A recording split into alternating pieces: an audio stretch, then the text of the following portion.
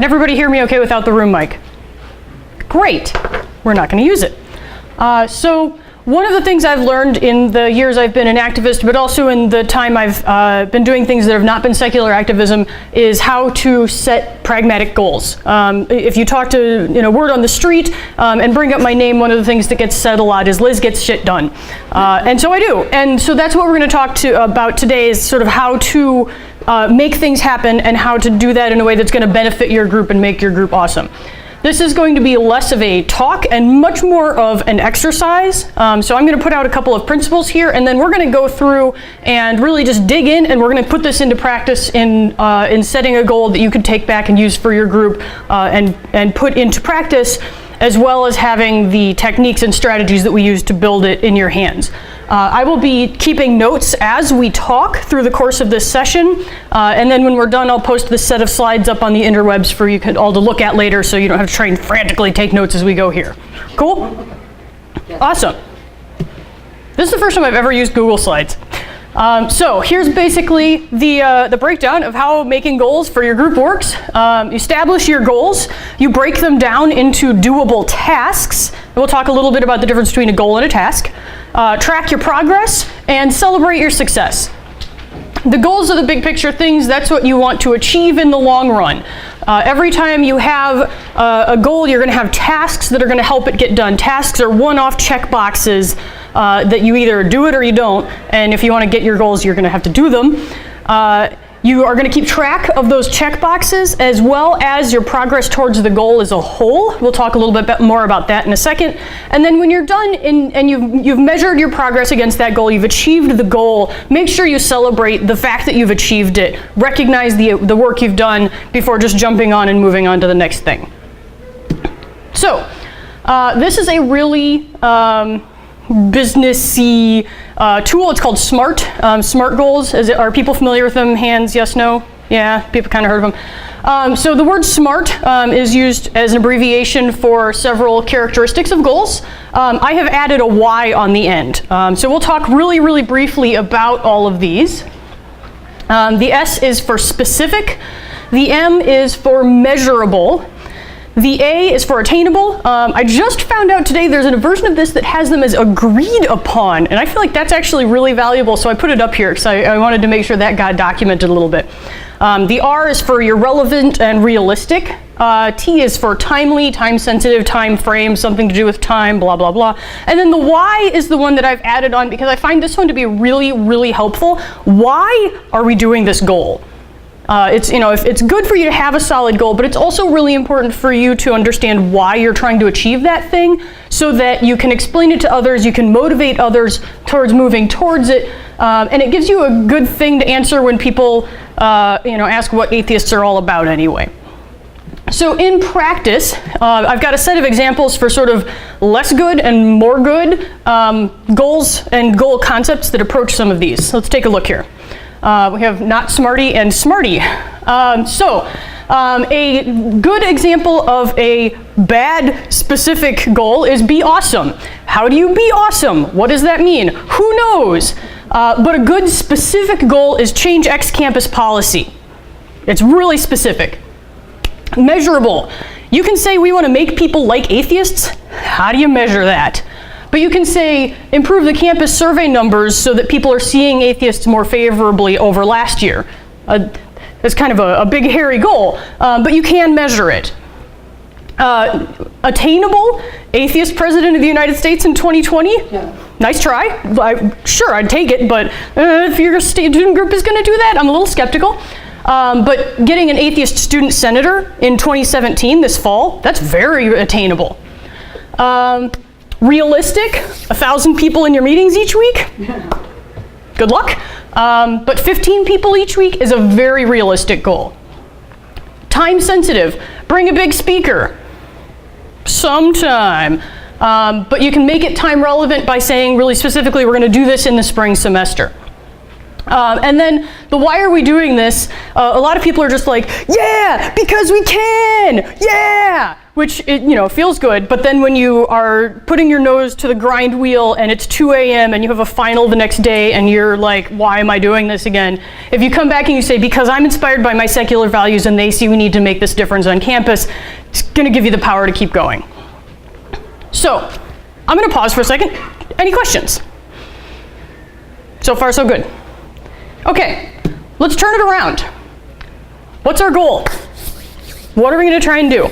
At this point, I'm going to, we're gonna go to the whole room audio. So we're all part of this talk now, but what I'd like to do is have us come up with a goal, poke it a little bit to make sure it's actually a smarty goal, and then go through and break it down into tasks so that we can, so you can take this back and see how you actually put this into practice on campus. So who's got an idea of a goal they might want to sort of workshop out here today? Yeah? Organize outreach with the local humane society. Humane Society? Yeah. Okay. Right. Oh no! How do I edit slides while I'm going? Fuck. Okay. Cool. We're gonna do this in a really not pretty way. Did I mention this is the first time I've ever used Google Slides? Okay. Coordinate a outreach project with Humane Society. Yeah. Humane Society. This is awesome. I promise I'll make these more legible by the time it goes on the internet and we can see it. Okay, so is this going to be a specific goal for us to work with? If we are going to coordinate an outreach project with a human society, is that specific? No. How would you make it more specific? I'd identify what forms of outreach you're interested in and who you are trying to reach. Okay, this is good. Okay, so you're saying what forms of outreach? Yeah. And who you're trying to reach? Good. You know what? How about we just start a Google Doc for this? Can anybody object to that plan? Because this is ridiculous. Oh no! All the keys are different too. Increase the Yeah, he's such like phenomenal guy. This is where Google Slides is easy.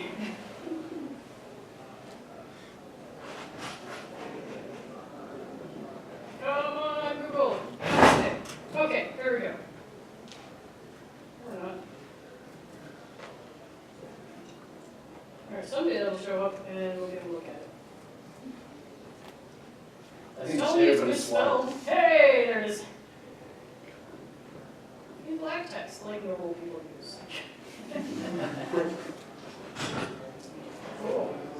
That's really classic. This is great. Okay. Cool. Coordinate outreach. What forms of outreach and reach whom? Project with the Humane Society. Okay. Sorry about that technical kerfluffle. Do we feel like this is a good specific goal? I feel pretty good about this. There's some questions we'll need to answer there. This is good things for us to dig into during our task phase. So measurable. How do we measure if we have accomplished this goal or not? Yeah. Let's say our volunteers collectively complete 20 hours of service with the Humane Society over this semester.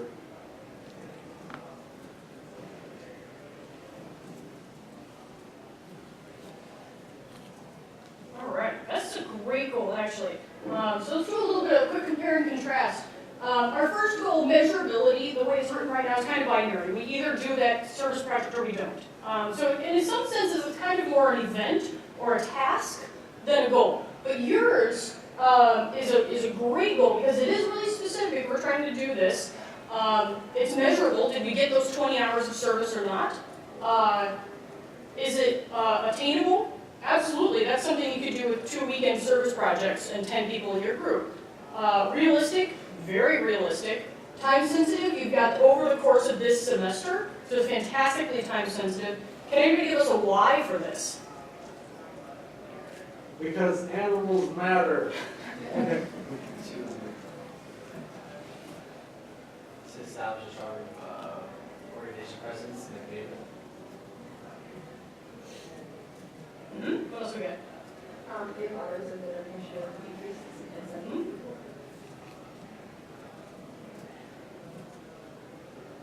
Yeah. Anything else?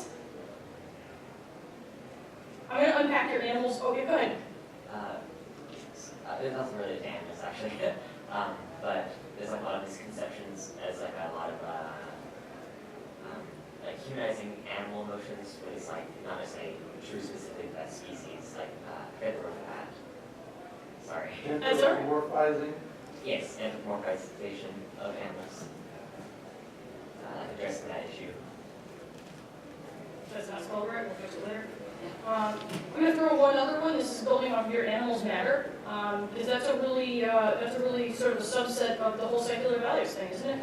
So we kind of all come back to why we're doing this. Yes? Yes, the power of reason compels you. Awesome. Let's make this a slightly less ridiculously huge font. All right. We all still see that? Great. So sorry to derail our original goal. We're going to run with this one because this is actually a really good, meets all of our criteria very nicely. So, we're going to break this down into tasks. Say you and your exec team have sat down, let's say, I don't know, like 6-8 weeks before the semester starts, and you decide that this is one of the things you want to accomplish over the fall semester of 2017. What do we need to do to make that happen?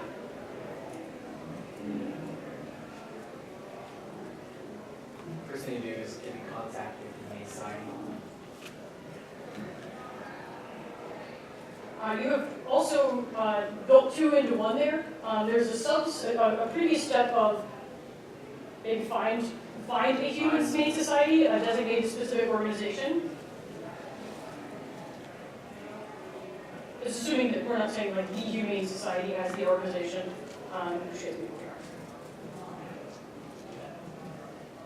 All right, what else do we need to do? We need to get in contact with them. Maybe find out what opportunities are available. You want to do a group event and knowing people who are interested, their schedule, their availability. That's a good question. How do we do that? Doodle poll. Yes!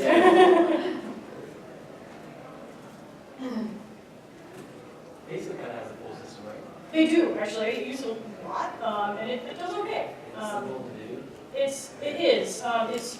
It tries to autofill the options for you with like Facebook pages generated randomly from the internet, so you want to light it on fire while you're doing it. But the usability features work. It actually works very well. Okay, so we have an idea of when our members are generally available, and we know what organization we're working with, and we've gotten in contact with them to find out what opportunities are available. What else do we do? I said you can have an alternative, like you can collect cat or dog food if people can't go to that specific event.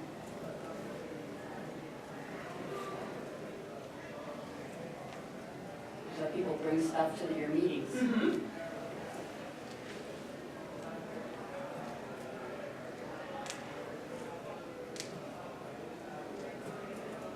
Schedule an event, like set the date.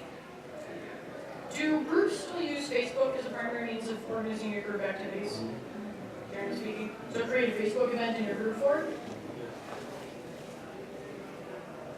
Is someone in charge of creating those events for your group? Yeah. This is one of my babies right here. Delegate everything. All right. And Send out reminders about the event. yes. There are some really fantastic tools that will let you schedule a bajillion reminders and they'll just sort of do their own thing automatically. Really, really good tools. Whether that's using Hootsuite to post on Facebook or using MailChimp to schedule email reminders.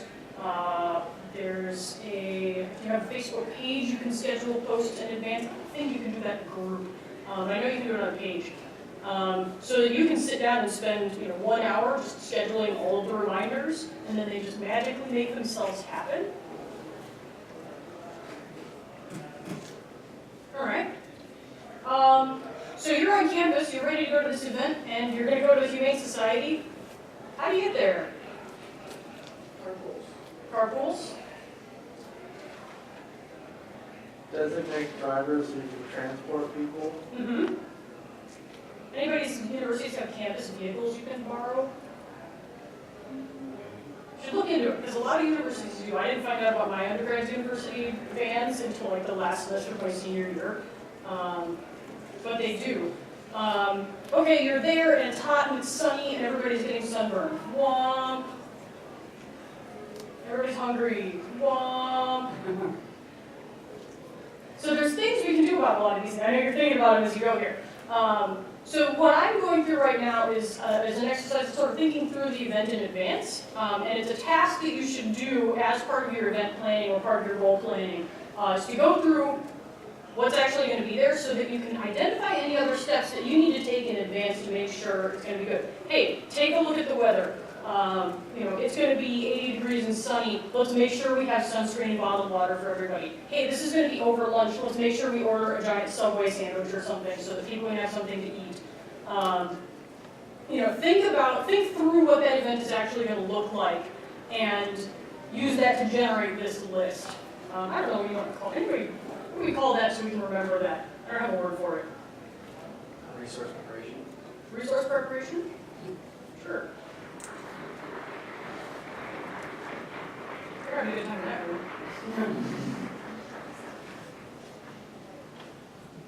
Contingency planning. Contingency planning. That's actually a good separate task in and of itself. Contingency.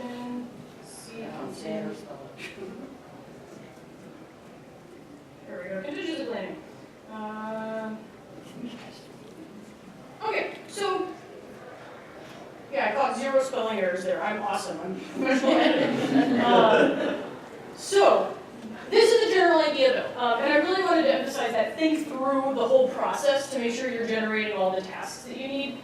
Because whatever you're trying to plan, that's a really, really good, handy step to say, like, what is this going to look like so that you don't end up with 30 starving volunteers who all hate you now. And then, so what was the last part of our 4 steps for setting goals? Set your goals, recommended tasks, measure your progress. How are we going to measure progress on this when we actually do it? We've got a very good measurable goal. Gantt charts. You should be taking pictures of everything anyway. But yes, that's a good way to do it. Gantt charts. Gantt charts. Yeah, we unpack that for us. So it's one of many ways to track sort of large project things. But the idea is each task has a timeline and window which needs to be completed. Sometimes it's just a deadline. And then tasks have dependencies upon each other. So it may not make sense to, say, figure out which resources you are until you figure out where you're going. So your first task is figure out where I'm going, and then after that is figure out the resources. That's exactly, and that's a really good planning tool. I'm going to be really specific in unpacking and looking at how do we measure the success of this goal we set ourselves at the beginning. We've got this goal here of collectively complete 20 hours of service over the course of a semester. How do we measure that? a thermometer. That's a great idea. Yeah, I mean, this isn't a trick question. This is pretty basic. Like, you're going to count how many people and how many hours the event was and add, multiply that together, and then add up multiple events if you need to. Maybe write it down somewhere. Excel, yeah, Google Sheets, Excel spreadsheets. A worksheet in your group's cash box. But yeah, we've got a way to measure this. And then what's the 4th one on the list? Once we meet that goal, what do we do? Woo! Go get ice cream. Man, somebody's speaking my language here. I want to do this event. because there's ice cream, right? You can tell people ahead of time that there's going to be ice cream before people come to the event. But you have to use the same strategy to plan the ice cream event. Yes, and so you actually just said something really, really cool. And this talk is a little bit evolved from goal setting to also sort of like event planning. But what you just tapped on is that this process can be used for everything from we want to make our group the best damn secular group on campus down to we want to have a really good end of your party. And so this is a really versatile tool that you all will be able to use once you get back to your campus groups and make your groups awesome. I have a couple pieces of advice. When you're setting the goals for your group, set them before the beginning of the semester so you can hit the ground running on them. And generally 3 to 5 active goals at a time is your limit. If you set 17 goals, you're not going to have time, you're going to get distracted. If you only set 1 goal, it's going to be a little boring. honestly. And 3 to 5 is kind of the sweet spot of things you can keep in your consciousness and stay focused on without spreading yourselves too thin. So I'm going to type all this up. I will get it into a usable format for you all to see. I've started the slides that I'm working really well, but really, to be 100% honest, I just used the last 4 default slides of the Google template because they were really funny in their genericity. And so you're not missing out on anything. Any questions before we go?